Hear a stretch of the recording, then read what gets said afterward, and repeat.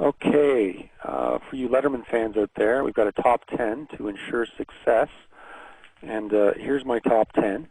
And I think we've sort of touched on all of these as we went through, so I'll just read them briefly.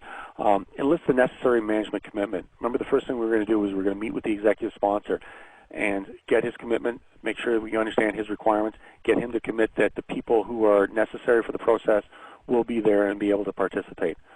And there's the second point, get the right participants, okay? You want to be able to identify, whether that's through your scoping session, the use cases and identify the subject matter experts for each use case, or those external entities we talked about. Maybe you need to bring somebody in from the accounting department because they could be impacted by your process change.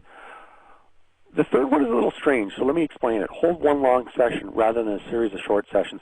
That doesn't mean that we want you to have a 32-hour meeting, because that would not be productive.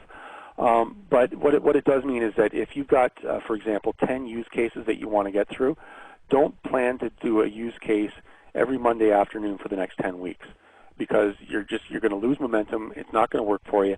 What you want to do is get those 10 use cases done in the space of a week or two. Now that sounds tough because you think of tying up all those resources, but remember, you're going to have different subject matter experts for each of them. The only real constant is going to be you, and this is your full-time job, right? Avoid discussing technical details until the business has agreed to the essential business requirements. And I would say, in fact, if you're doing the business requirements, you're not even talking, it's not until you're not going to be talking about them at all. Maybe you'll talk with the technical team about that a little bit. But really, I talked about keeping in mind what the focus of the sessions are, and we're really focusing on our business requirements. There it is, number 6, stay focused on the session objectives. So you're going to establish what they are at the start of your meeting, and you're going to keep to them. Number 7, avoid tacky talk. You want to use business language. I think I mentioned that before when we talked about getting down to the level of detail that we wanted to get to, so that the developers can do what they have to do, but we still want it to be done in business language, okay? You don't want any of this discussion to be going over your business subject matter experts' heads. You want information coming from them. Ensure that all unresolved or ambiguous points are reviewed and revised before proceeding. We just talked about that with our lists. As well, you're going to do that when you do your review sessions, which we'll talk about that in this session.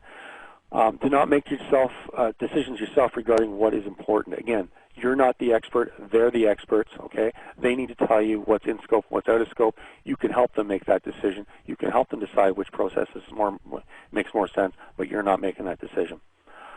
And finally, produce the project phase deliverables as soon as possible after the requirements have been gathered.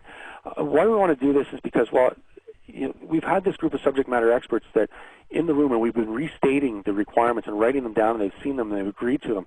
If you get that document in front of them, as soon as possible, within a couple of days or a week at the most, so that they can see all those things that they said, then they'll be able to sign off on it and agree to it, rather than having to figure out, okay, what were we talking about here?